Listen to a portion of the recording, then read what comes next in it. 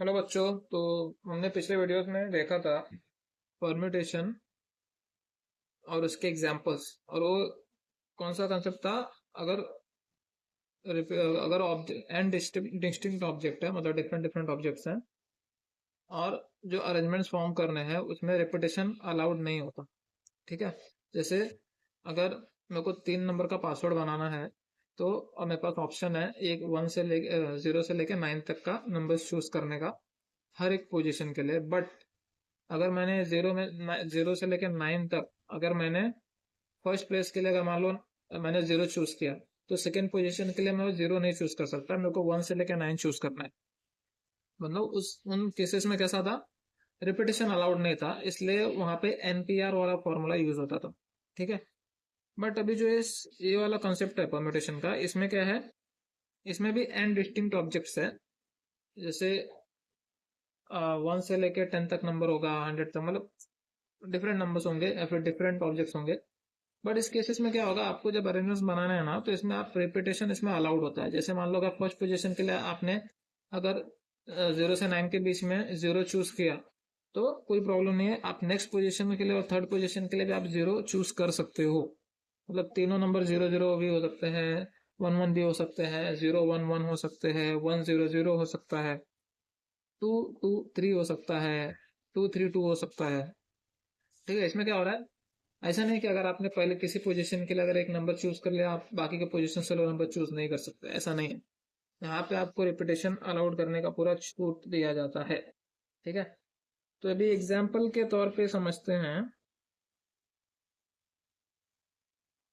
ठीक है। जैसे अभी समझ लो, देर आर 4 नंबर्स, 1 2 3 एंड 4। अब आपको इसमें अरेंज करना है, टेकन 3 एट अ टाइम, या फिर फॉर पोजीशन 3। ठीक है। मतलब 3 पोजीशंस है, उसमें से आपको देखना है कितने अरेंजमेंट्स बनते हैं अगर रिपीटेशन अलाउड है। जैसे मान लो 1 2 3, ये 3 पोजीशंस है। ठीक है, या 3 प्लेसेस है। अब इन प्लेसेस को कैसा काउंट किया जाता है मालूम है? इसको आर कंसिडर किया जाता है। ठीक है। और ये जो नंबर्स दिए है ना, इसको एन कंसिडर किया जाता है। ठीक है। अब अब मैं क्या करूंगा, अब जैसे मान लो यहाँ पे मैंने 1 लिख दिया। ठीक है। 1 2 3 4, मैं इसमें चारों में से कोई एक यहाँ पे ले सकता हूँ। सेकंड वाले में क्या मैं वापस 1 ले सकता हूँ, कोई प्रॉब्लम नहीं। थर्ड वाले को भी मैं वापस 1 कंसिडर कर सकता हूँ। ठीक है। तो यहाँ पे इस तरीके से अरेंजमेंट बनते हैं, मतलब यहाँ पे रिपीटेशन अलाउड होता है। तो अगर आप देखोगे तो यहाँ पे क्या है, मान लो यहाँ पे कितना था, मैं यहाँ पे 4 तरीके से नंबर ले सकता हूँ। यहाँ पे भी मेरे पास चारों ऑप्शन है नंबर लेने के, यहाँ पे भी चारों ऑप्शन मेरे पास नंबर चूज करने का। तो मेरे पास कितने ऑप्शन हो गए यहाँ पे, 4 इंटू 4 इंटू 4। ठीक है। अब देखो, ये कितनी बार मल्टीप्लाई हो रहा है, 3 बार। मेरे पास ऑप्शंस कितने हैं, 4, तो मतलब क्या आ रहा है, 4:3 आ रहा है। आप समझ रहे हो? मतलब अगर मेरे पास n नंबर्स है, एन आर पोजिशन है। ठीक है। तो मेरे पास अरेंजमेंट्स कितने बना सकता हूं मैं, n⁻r। सिंपल, यही है permutation of n distinct object when repetition is allowed. ठीक है। ठीक है। Arrangements of n object taken r at a time when repetition is allowed. ठीक है। अब एक क्वेश्चन सॉल्व करते हैं। छोटा सा एग्जांपल है, in how many ways can 7 examination papers be arranged so that papers 6 and 7 are never together. Okay, अब इसमें इसने क्या बोला है, in how many veg can 7 examinations paper be arranged so that paper 6 and 7 are never together.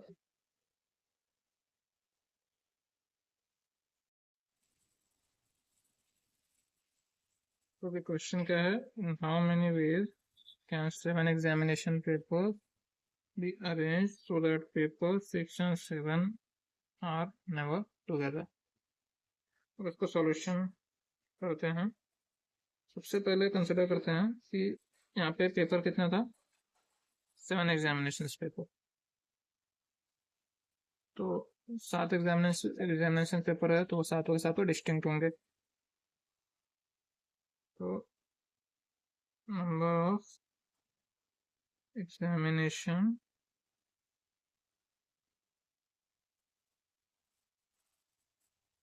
Papers is equal to 7। ठीक है, अभी यहाँ पे क्या है इसमें कि paper 6 and 7 are never together. ठीक है, मतलब ये रेस्ट्रिक्शन दे दिया है। बट अभी हम कंसिडर करते हैं अगर विदाउट रेस्ट्रिक्शन होता तो कितना टोटल वेज होता उसको अरेंज करने का। टोटल अरेंजमेंट्स विदाउट रेस्ट्रिक्शन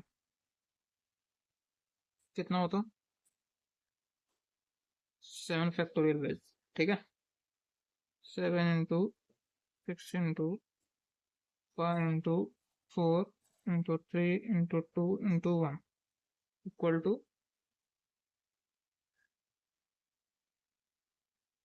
कितना हो जाएगा, आंसर आ जाएगा 5040। ठीक है, तो ये टोटल अरेंजमेंट्स था अगर रेस्ट्रिक्शन अलाउड नहीं है तो। अभी सेकंड कंसिडर करो कि अब यहाँ पे इसने क्या बोला है, 6 and 7 आर नेवर टुगेदर।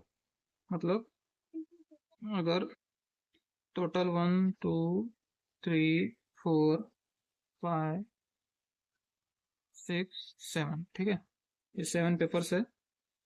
इसमें क्या है, ये 6 और 7 क्वेश्चन में क्या बोला है, आर नेवर टुगेदर। मतलब ये 6 और 7 जो 7th and 6th पेपर है वो अरेंजमेंट्स में एक साथ नहीं होना चाहिए। बट हम इसका उल्टा कंसिडर करके चलेंगे अब कि 6th और 7th वाला पेपर है वो हमेशा एक साथ में रहेंगे। इस तरीके से हमको कितना अरेंजमेंट्स मिलेगा। ठीक है, तो अभी हम क्या, अभी जैसे मान लो अगर 6th और 7th अगर हमको एक ही साथ में रखना है तो उन्होंने क्या कंसिडर किया, if 6 and 7 are always together. ठीक है, तो फिर क्या होगा, तो अभी क्या होगा, 1 2 3 4 5 6 and 7। अब जब 6 और 7 एक साथ में है तो इसको हम एक सिंगल एंटिटी कंसिडर कर सकते हैं। ठीक है, और ये बाकी जो है वो डिफरेंट एंटिटीज हैं। ठीक है, तो टोटल कितना बेस हो गया, 6 बेस हो जाएगा ना, क्योंकि 6 और 7 को हम जब साथ में रखेंगे हम उसको सिंगल एंटिटी कंसिडर कर रहे हैं। ठीक है, तो 6 बेस हो जाएगा। लेकिन जो 6 और 7 है ये भी कैसा है, इसको भी तो हम मल्टीपल वेज में अरेंज कर सकते हैं ना। तो यहाँ पे कितने टोटल 2 पेपर्स है तो इसको 2 फैक्टोरियल वेज में अरेंज कर सकते हैं। ठीक है, इसको सॉल्व करेंगे, 6 into 5 into 4 into 3 into 2 into 1 into 2 factorial क्या हो जाएगा, 2 इंटू 1। ठीक है, अब इसको कैलकुलेट करो, 6 5 जा 30, 30 into 4 120, 120 into 3 360, 360 into 2 720 into 2, 720 into 2 कितना हो जाएगा? 0428, सॉरी 14, मतलब इसको वापस लिख देता हूँ मैं, 0414, ठीक है। तो अगर 6 और 7 जो पेपर है, अगर वो हम उसको इस तरीके से अरेंज करेंगे, ये सातों पेपर्स को, जिसमें 6th एंड 7th वाला जो एग्जामिनेशन पेपर है वो हमेशा साथ में होगा ना। अब हमको जो चाहिए, हमको क्या चाहिए? In how many ways can 7 examination paper be arrange so that paper 6 and 7th are never together, ठीक है। तो हमने क्या फाइंड आउट कर लिया यहाँ पे? टोटल अरेंजमेंट्स कितना हो सकता है अगर रिस्ट्रिक्शन नहीं हुआ तो। और सेकेंड है यहाँ पे, if 6 and 7 paper are always together, but अब हमको क्या चाहिए? If 6 and 7 are never together, ठीक है। तो इसके लिए हमको क्या, कैसे फाइंड आउट करना होगा? टोटल अरेंजमेंट्स विदाउट रिस्ट्रिक्शन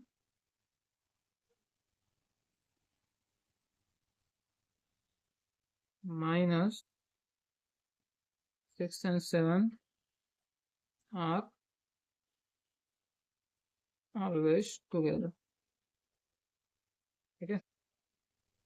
तो यहाँ पे टोटल कितना वेज था जब रिस्ट्रिक्शन नहीं था? 5040 माइनस, जब ये 6th and 7th paper always together थे तो कितना है? 1440। इसको सॉल्व करो, कितना आ जाएगा? 006